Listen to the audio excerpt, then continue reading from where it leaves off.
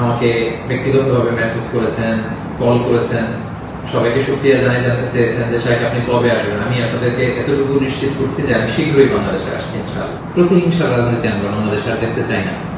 আমরা হানাহানি মারামারি এটা দেখতে চাই না। আমরা জাতি, ধর্ম, বর্ণ নির্বিশেষে আমরা যেন সবার প্রতি মানবিক হতে পারি, আমরা সেটা চাই। আমরা চাই মেরিটোক্রেসির ভিত্তিতে আমাদের দেশ চলবে। দেশের যতটি চাকরি দেওয়া হবে, পদায়ন হবে, যারা সচিব হবেন, যারা বিসিএস ক্যাডার হবেন, যারা সরকারি আমলা হবেন, প্রতিটা চাকরি যেন মেধার ভিত্তিতে হবে। Meritocracy should be the national policy of Bangladesh, our new Bangladesh, our new independent Bangladesh. আমি দায়িত্বশীলদের কাছে অনুরোধ করছি, আমাদের ন্যাশনাল কয়েকটা পলিসি থাকা দরকার। সিঙ্গাপুরের 3-4টা জাতীয় পলিসির মধ্যে একটা হচ্ছে মেরিটোক্রেসি। রাষ্ট্রীয়ভাবে যেন ঘোষণা দেওয়া হয় যে মেরিটোক্রেসির ভিত্তিতে আমাদের বাংলাদেশ চলবে।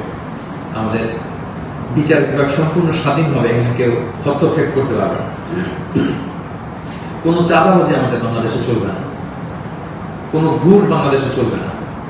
একটা সমৃদ্ধির বাংলাদেশ আমরা যেটা স্বপ্ন দেখি, আমরা যে স্বাধীন বাংলাদেশের স্বপ্ন দেখি, আমরা যেন একসাথে সেটা করতে পারি। Together we rebuild hour nation again ইনশাআল্লাহ বিদিল্লাহ।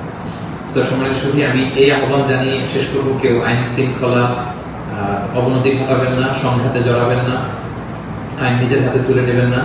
সংখ্যালঘু ভাইদের দিকে দৃষ্টি রাখুন, কারণ এইটাকে তারা টার্গেট করে একটা প্রতি বিপ্লব, দেশে একটা ক্যাওটিক সিচুয়েশন তৈরি করবে।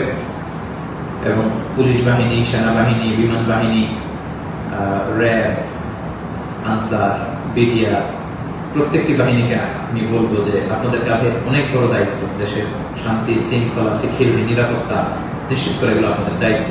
আসুন আমরা সবাই হাতে হাত রেখে কাঁধে কাঁধ